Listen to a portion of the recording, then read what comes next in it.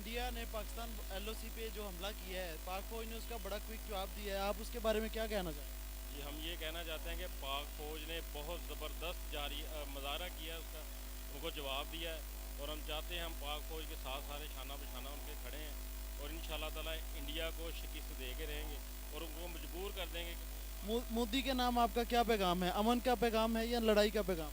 नहीं पैगाम देखें जी, पहली सूरत तो ये है कि जंग किसी मसले का हल भी नहीं होती, लेकिन अगर वो बाज नहीं आएंगे तो फिर इसका हल यही है कि हम उनको जवाब देंगे।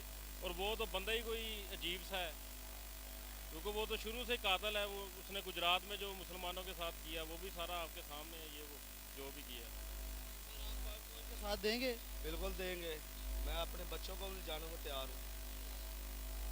जी, लोगों के जज्बात को भी पाक फौज के साथ शाना बशाना खड़ा होने के लिए बेताब हैं। ये आए हैं, इनसे बात करते हैं भाई से। सर ਅਸੀਂ ਇਨਸ਼ਾਅੱਲਾ ਪਾਕ ਫੌਜ ਦੇ ਨਾਲ ਆ।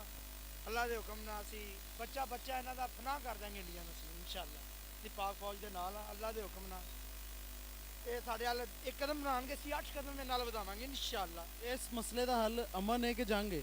ਨਹੀਂ ਜੇ ਜੰਗ ਨਾ ਕਰਨਗੇ ਤਾਂ ਇਨਸ਼ਾਅੱਲਾ ਜੰਗ ਨਾ ਕਰਾਂਗੇ ਤੇ ਅਮਨ ਨਾਲ। ਅਸੀਂ ਤਾਂ ਮੁਸਲਮਾਨ ਆ, ਅਸੀਂ ਚਾਹੁੰਦੇ ਵੀ ਅਮਨ ਹੀ ਰਵੇ, ਠੀਕ ਹੈ ਨਾ। ਇਹ ਅਮਨ ਨਹੀਂ ਰੱਖੇਗਾ ਮੋਦੀ, ਇਨਸ਼ਾਅੱਲਾ ਅਸੀਂ ਇਹਦੇ ਨਾਲ ਪਾਕ ਫੌਜ ਦੇ ਨਾਲ ਨਾਲ ਲੜਾਂਗੇ ਇਨਸ਼ਾਅੱਲਾ। ਪਾਕ ਫੌਜ ਦੇ ਸੀਨੇ ਤੇ ਬੰਬ ਬਣ ਕੇ ਵੱਜਾਂਗੇ ਨਾ ਕੁੱਤਿਆਂ ਨੂੰ ਇਨਸ਼ਾਅੱਲਾ। जी भाईजान, ਜਿਹੜਾ ਇੰਡੀਆ ਨੇ ਹਮਲਾ ਕੀਤਾ ਉਹਦੇ ਬਾਰੇ ਤੁਸੀਂ ਕੀ ਕਹਿੰਦੇ ਹੋ? ਇਹ ਤੇ ਮਾੜੀ ਕੀ ਉਹਨਾਂ ਨੂੰ ਝਲਕ ਦਿਖਾਈ ਆ। ਹਜੇ ਤੇ ਇਹਨਾਂ ਨੂੰ ਵਹਾਣਾ ਵਾ, ਹਜੇ ਤੇ ਐਵੇਂ ਆ ਉਹ ਕੀ ਉੱਥੇ ਬੈਠੇ ਅਸੀਂ ਇੰਨੇ ਮਾਰ ਦਿੱਤੇ ਇੰਨੇ ਮਾਰ ਦਿੱਤੇ। ਇਹ ਪਾਕਿਸਤਾਨ ਨੂੰ ਮਾਰਨ ਲਈ ਬੜਾ ਕੁਝ ਸੋਚਣਾ ਇਹਨਾਂ ਨੂੰ ਪੈਣਾ ਵਾ, ਤੇ ਪਾਕਿਸਤਾਨ ਦਾਦੀ ਮਰੇਗਾ। ਇਹ ਐਵੇਂ ਨਹੀਂ ਮਰਦਾ। ਇਹ ਤੁਹਾਡੀ ਇੱਕ ਦੇ ਵਿੱਚੋਂ ਕਲੇਜੇ ਚ ਇੰਜ ਕਰਕੇ ਤੇਰਾ ਕਲੇਜਾ ਕੱਢ ਕੇ ਬਾਹਰ ਲੈ ਕੇ ਆਏਗਾ। ਨਾਰੇ ਤਕਬੀਰ। ਪਾਕ ਫੌਜ ਨੇ ਇੰਡੀਅਨ ਆਰਮੀ ਦਾ ਬੜਾ ਮੂੰਹ ਤੋੜ ਜਵਾਬ ਦਿੱਤਾ ਹੈ। ਤੁਸੀਂ ਪਾਕ ਫੌਜ ਦੇ ਨਾਲ ਹੋ? ਇਨਸ਼ਾਅੱਲਾ ਜੀ ਬਿਲਕੁਲ ਨਾਲ ਹੈ। ਸਾਡੀ ਜ਼ਰੂਰਤ ਪਏਗੀ ਜਾਨ ਵੀ ਦਿਆਂਗੇ।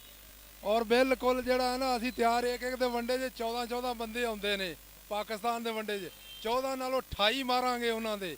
ਇੱਕ ਜੇ ਜਾਵਾਂ ਇਨਸ਼ਾਅੱਲਾ ਅਸੀਂ ਜੁਰਤ ਨਾਲ।